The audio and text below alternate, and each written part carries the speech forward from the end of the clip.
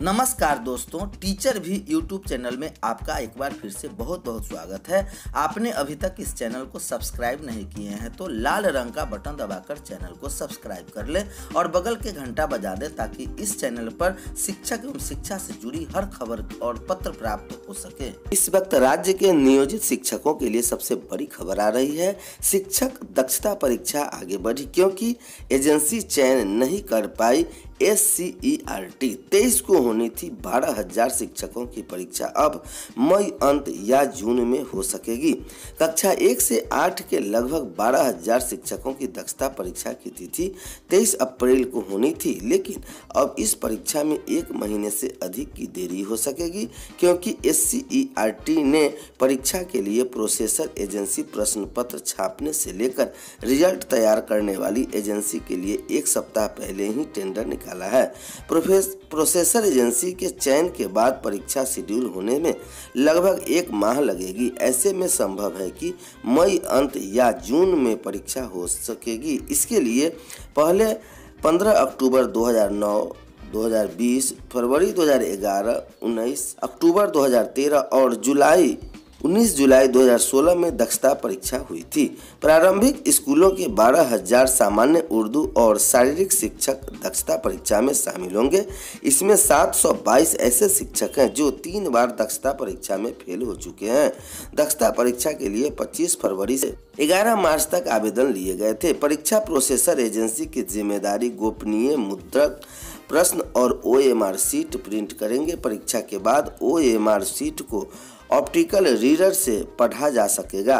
OMR sheet में अभ्यर्थी के नाम या रोल नंबर, श्रेणी आदि की कोई तकनीकी त्रुटि नहीं रहे तो OMR शीट की चेक करने से में अधिक समय नहीं लगेगा। प्रोसेसर ने गड़बड़ी की तो होंगे ब्लैक लिस्टेड। जानकार के अनुसार प्रोसेसर की ओर से गड़बड़ी हो ऐसी संभावना कम है। परीक्षा संबंधी सभी प्रोसेसर गोपनीय तरीके से होते हैं। एक एक बिंदु की जांच होती है।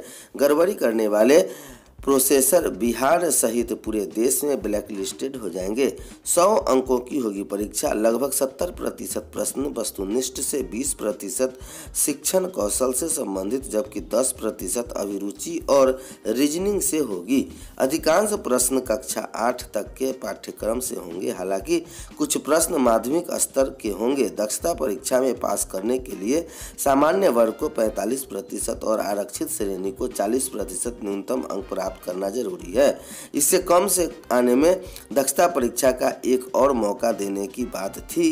दूसरी बात यह है कि निर्धारित अंक नहीं लाने वाले को सेवा से हटाने का प्रावधान है। बाद में शिक्षकों को दक्षता परीक्षा उत्तीर्ण करने के लिए और मौका दिया गया है।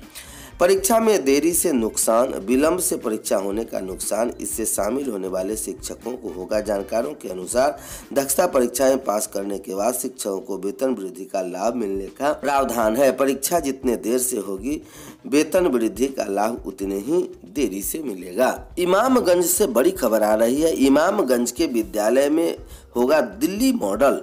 इमामगंज प्रखंड की ग्राम पंचायत बीकोपुर में सरकारी विद्यालय मॉडल पर आधारित शिक्षा की व्यवस्था होगी।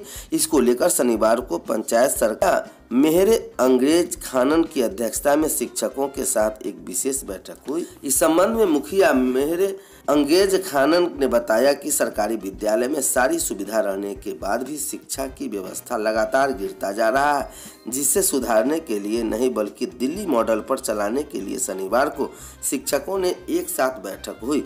उन्होंने बताया कि मेरे पंचायत के सभी सरकारी विद्यालय में दिल्ली मॉडल के आधार पर बच्चों को शिक्षा मिलेगा। इसके लिए शिक्षक, अभिभावक और बच्चों को शिक्षा के प्रति जागरूक करने के लिए सर्वसम्मति 15 प्रस्ताव पारित लाया गया है। उन्होंने बताया कि सही तरीके से विद्यालय संचालन करने के लिए सर्वसम्मति से 15 प्रस्ताव पारित किए गए हैं, जिस प्रस्ताव पर सोमवार से काम शुरू होगा, जिसमें अभिभावकों को अपने बच्चों को नियमित विद्यालय भेजने के लिए जागरूक करना। सभी विद्यालय में 15 तारीख को अभिभावकों के साथ बैठक सुनिश्चित करना। विद्यालय में हर माह में विद्यालय शिक्षा समिति की बैठक कर वहां पर लिए गए प्रस्ताव को फोटो सुरक्षित रखने के लिए ग्रुप में अपलोड करना।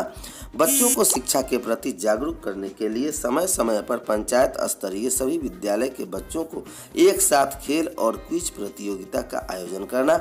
विद्यालय में जिनके बच्चे नामांकित हैं उनकी एक सूची भी विद्यालय के अध्यक्ष वार्ड सदस्य को उपलब्ध कराने सहित 15 प्रस्ताव पारित किया गया है। उन्होंने बताया कि जिस विद्यालय में बिजली, पेयजल, शौचालय, चारदीवारी आदि नहीं है उसे पूरा करने के लिए जिला पदाधिकारी को एक प्रार्थना पत्र लिखकर उससे तत्काल पूरा करने के लिए आग्रह करेंगे। इस मौके पर मुखिया मेहर अंगेज खानम, छोटे खान सहित पंचायत के सभी विद्यालय के शिक्षक वहां मौजूद थे। स्कूलों बेहतर बनाए सपने को जेल में नहीं डाल सकते, केजरीवाल का आरोप। साजिशन निजी स्कूलों को दिया गया बढ़ावा।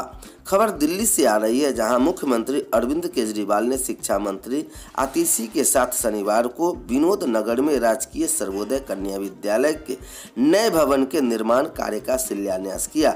यह स्कूल पूर्व उप मुख्यमंत्री मनीष सिसोदिया की विधानसभा क्षेत्र में है। सिसोदिया के जेल जाने के बाद मुख्यमंत्री उनके विधानसभा से पहली बार आए हैं। उन्होंने कहा कि शिलान्यास भले ही सिसोदिया की गैर मौजूदगी में हो रहा है, लेकिन अगले वर्ष उद्घाटन उनके साथ मिलकर करेंगे। मुख्यमंत्री ने कहा कि भाजपा ने भले ही मनीष सिसोदिया को जेल में डाल दिया है, लेकिन स्कूलों को बेहतर बनाने के उनके सपने को जेल में नहीं डाल पाएंगी। इस स्कूल के भवन का उन्होंने शिलान्यास किया। उसकी ड्राइंग देखने पर लग रहा है कि जैसे किसी अमेरिकी स्कूल का है। उन्होंने कहा कि राजा हरिश्चंद्र ने भी सच बोलकर अपना राजपाट खो दिया था। सच की राह बहुत कठिन होती है। सिसोदिया की भगवान अग्नि परीक्षा ले रहे हैं। भाजपा ने उन्हें झूठे केस में जेल में डाल दिया है। वह अच्छे नंबर से पास होकर जेल से बाहर आएंगे। कहा जा रहा है सिसोदिया ने भ्रष्टाचार किया। अगर भ्रष्टाचारी है तो वह रात में बैठकर शराब पीते और गलत काम करते, लेकिन सिसोदिया तो रोज सुबह उठकर सरकारी स्कूलों का दौरा करने जाते थे। सच्चाई के रास्ते पर बहुत कांटे हैं। साथ ही उन्होंने यह भी कहा कि भविष्य में सरकारी स्कूल में पढ़ा हुआ बच्चा पीएम बने, लेकिन कोई अनपढ़ फर्जी डिग्री लेकर पीएम न बने। केजरीवाल ने कहा कि आज़ादी के कुछ वर्ष बाद सरकारी स्कूलों में साजिश के तहत बर्बाद किया गया, निजी स्कूलों में बढ़ावा दिया गया, समाज में फर्क पैदा किया गया और अमीर का बच्चा निजी स्कूलों में पढ़ेगा और गरीब परिवार की बच्चा सरकारी स्कूलों में।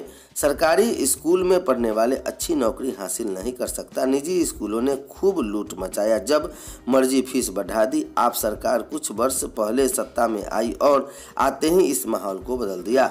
स्कूल को तोड़कर अपने कार्यालय बना रही है भाजपा। मुख्यमंत्री ने भाजपा पर निशाना साधते हुए कहा कि वह स्कूलों को भी नहीं छोड़ रही है। स्कूलों को तोड़कर अपने कार्यालय बना रही है, उसका नाम इतिहास में लिखा जाएगा। स्कूलों में बाल सभा या बाल पंचायत का आयोजन करने की सिफारिश। स्कूल में बाल सभा या फिर बाल पंचायत आदि का आयोजन करने की भी सिफारिश की गई है। जिसके अतिरिक्त भारतीय इतिहास विषय में स्वतंत्रता आंदोलन से जुड़े पहलुओं को प्रमुखता से साथ पढ़ाने की सिफारिश की गई है। इसमें आज़ादी के आंदोलन में शामिल होने गुमनाम चेहरे को शामिल करने पर जोर दिया गया है। इसके बारे में अभी लोग अपरिचित हैं। गौरतलब है कि 600 पेज से अधिक के इस नेशनल कैरिकुलम फ्रेमवर्क के मसौदे को फिलहाल सरकार ने सभी के सुझाव के लिए रखा है। इसके बाद इसे अंतिम रूप दिया जाएगा।